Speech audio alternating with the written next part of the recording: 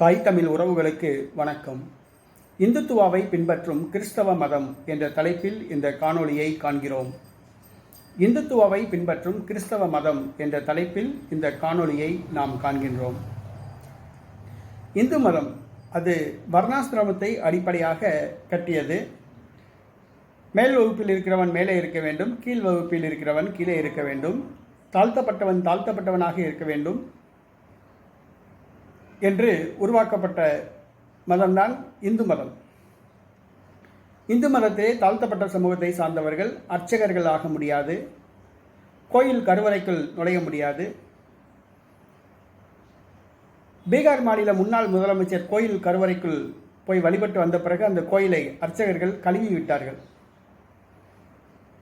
இவ்வாறு இந்து மதத்தில் தாழ்த்தப்பட்டவர்கள் தீட்டாக கருதப்படுகிறார்கள், தீண்டத்தகாதவர்களாக கருதப்படுகிறார்கள். ஆனால் கிறிஸ்தவ மதம் என்று உண்டு. அந்த கிறிஸ்தவ மதத்தில் சாதிகள் கிடையாது, அனைவரும் ஒன்று, சமம். இதுதான் பார்ப்பவர்களுக்கு தெரிகிறது.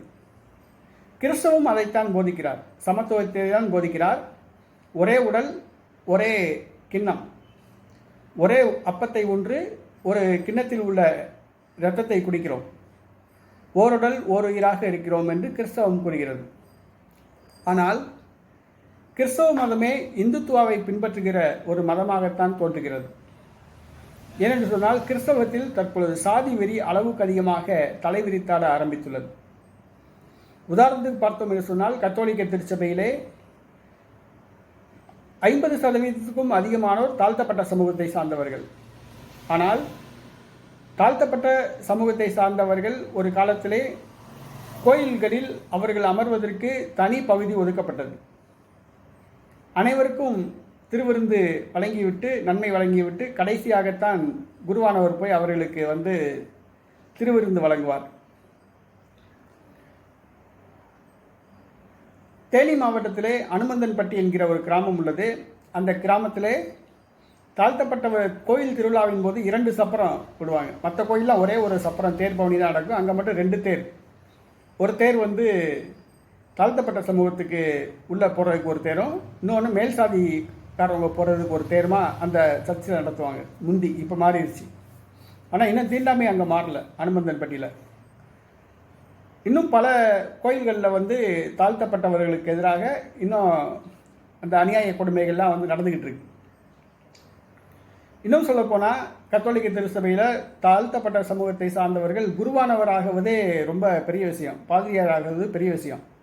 50%க்கும் அதிகமானவர் தாழ்த்தப்பட்ட சமூகத்தை சார்ந்தவர்கள் தான். ஆனால் குருவானவர் எண்ணிக்கையை பார்த்தோம்னா, பாதிரியார்கள் எண்ணிக்கையை பார்த்தோம்னா 10% பேர் கூட பாதிரியாராக இருக்க மாட்டாங்க. ஏன்னா பாதிரியாருக்கு அந்த படிக்கிற படிப்பில் தேவாலயத்தில் முகாம்களை நடத்துவாங்க. அதில் மாணவர்கள் சேர்க்கும்போது தாழ்த்தப்பட்ட சமூகத்தை சார்ந்த மாணவர்களை விரட்டி விட்டுருவாங்க. செலக்ட் பண்ண மாட்டாங்க. செலக்ட் பண்ணி அதை தேர்வு செய்யும் பொழுதே தாழ்த்தப்பட்ட மாணவர்களை புறக்கணிப்பாங்க.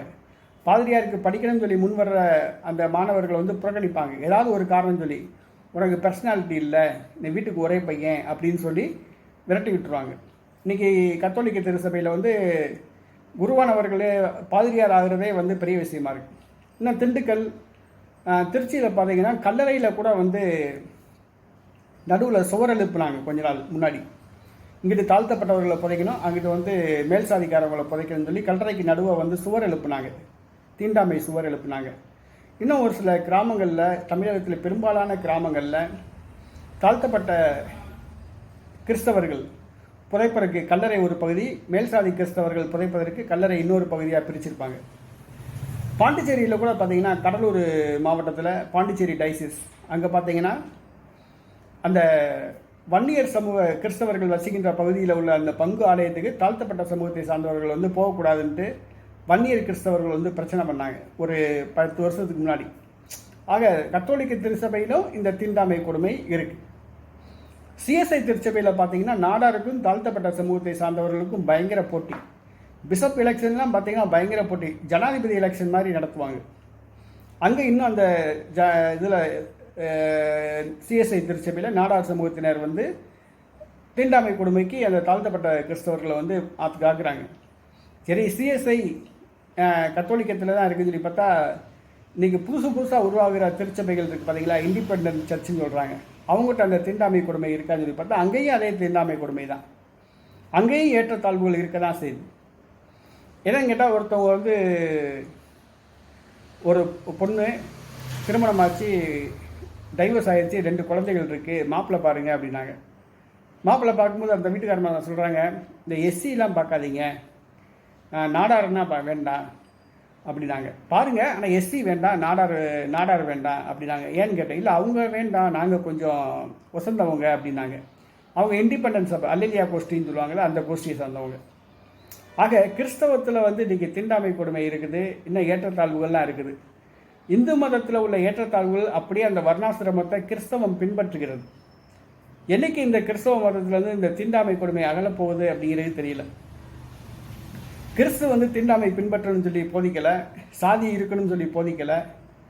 அப்புறம் ஏன் இந்த கிறிஸ்தவ மதத்தில் வந்து இவ்வளோ தூரம் சாதி வெறி, தீண்டாமை கொடுமை அப்படிங்கிறது தெரியல. இந்த சாதி வெறி அகலணும், தீண்டாமை கொடுமையை மாறணும், அதுக்காக வேண்டியாவது கிறிஸ்து மீண்டும் பிறக்கணுமா அப்படின்னு தோணுது. அவர் மீண்டும் பிறந்து வந்தால் தான் வந்து இந்த கிறிஸ்தவ மதத்தில் தீண்டாமை கொடுமை அகலுமா, சாதி வெறி அகலுமா, அதுதான் கேள்வி. அவர் பிறந்து வந்தால் தான் அது நடக்குமா, இல்லை இவங்க கிறிஸ்தவர்கள் திருந்துவாங்களா, கிறிஸ்தவ மதம் திருந்துமா, அதை நம்ம பொறுத்திருந்து தான் பார்க்கணும்.